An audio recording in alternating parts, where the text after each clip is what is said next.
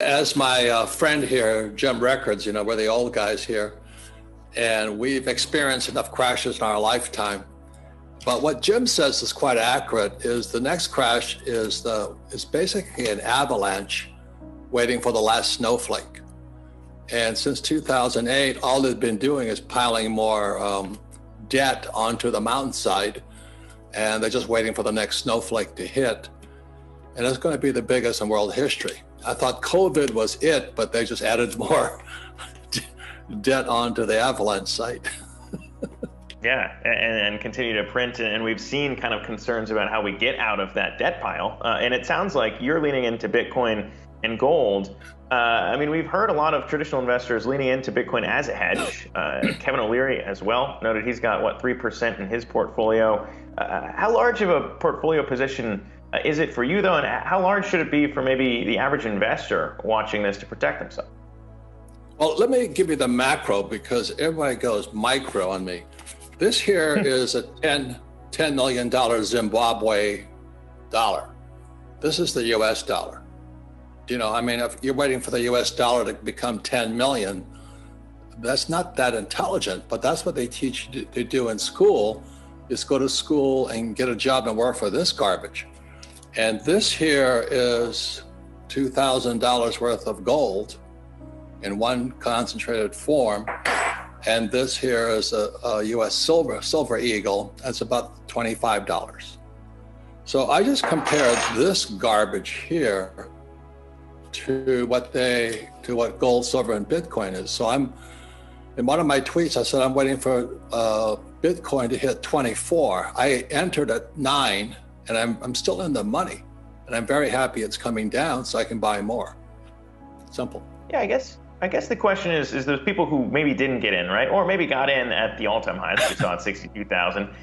Those people might be a little bit more worried about what could happen here. The people like myself and you who have been in this for a bit might be fine because they've already seen it proven out. But when you look at it, how do you see it going? If it does dip down further, I know you're going to be a buyer, but what do you see as kind of those catalysts that does take the price of Bitcoin higher now? Well, again, I said this is the problem. It's called the Zimbabwe dollar or the US dollar. That's the real problem. So I just watched that sideshow with this guy, Powell, Yellen, what's his name, Biden, and those characters. And I just gauge off of them. Whatever they're doing, I'm not going to do. But I've been that way most of my life. Some people call me a contrarian. I'm an entrepreneur. I'm a capitalist. I don't own any stocks. I don't like stocks, but I don't have to own stocks because I'm an entrepreneur. I build my own assets. Like the Rich Dad Company is an international brand, and a brand is what Buffett invests in, like McDonald's or Gillette or Coca-Cola. So to the young people, I say, don't be an employee. Why don't you become an entrepreneur like Gates or Musk or those characters? And then you get really rich. But if you can just sit there and play the stock market, you may as well play Bitcoin too. I'd be curious to get your take too. I guess we've seen, obviously in personal finance, buying a house is always a big question. And I wonder what that would look like too, if you're expecting maybe the value of the dollar to go down or inflation to take off. Obviously, if you take out a mortgage and you take on big debt, it's easier to pay back if inflation does surge. So how are you giving advice maybe on that front when it comes to real estate and what you're seeing play out there? Well, it's not real estate, it's debt. You see, this guy, what's his name? I forgot his name now. Good friend of mine, but I'm having the Biden effect. He says, live debt free. Are you crazy? In 1971, the US dollar became debt.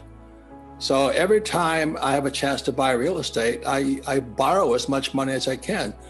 So I think I'm about 1.2 billion in debt because debt became money in 1971. But what these other goofballs are saying is that get out of debt, live debt free. Well, that's a choice you make. So I just don't do that. I own a lot of real estate. And every month I make millions of dollars a month in cash flow, and I pay no taxes because the tax system incentivizes people who use debt. So everything they teach you in business school is a bunch of BS.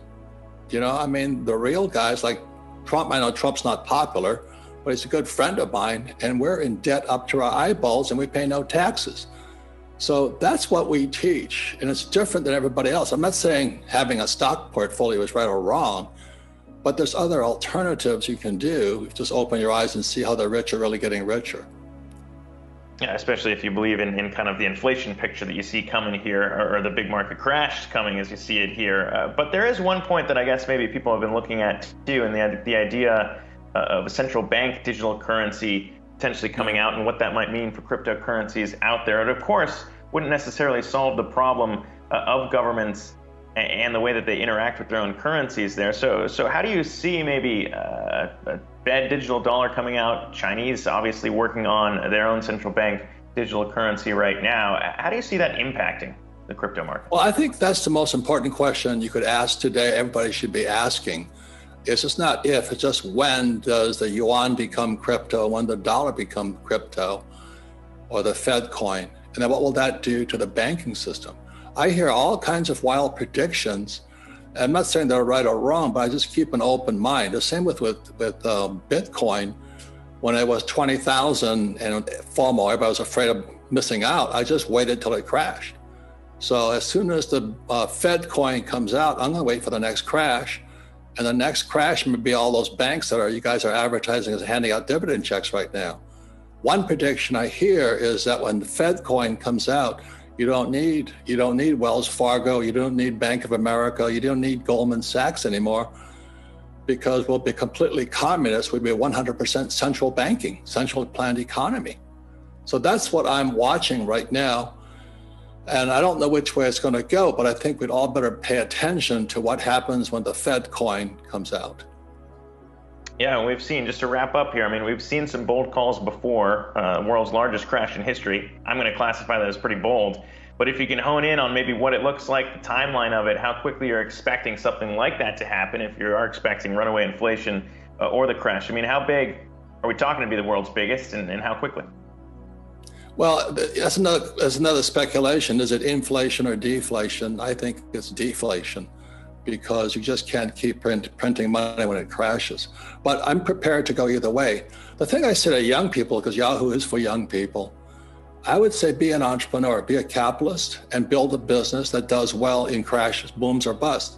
So like Rich Dad does extremely well in booms, but it does very well in busts. That's what Nassim Taleb calls anti-fragile. The more it crashes, the stronger the company gets. So if I could encourage young people, don't go to school, become an employee, follow my Rich Dad's advice and become an entrepreneur, a capitalist, and build businesses that create jobs. I mean, this Biden and Kamala, I mean, what the hell are they doing?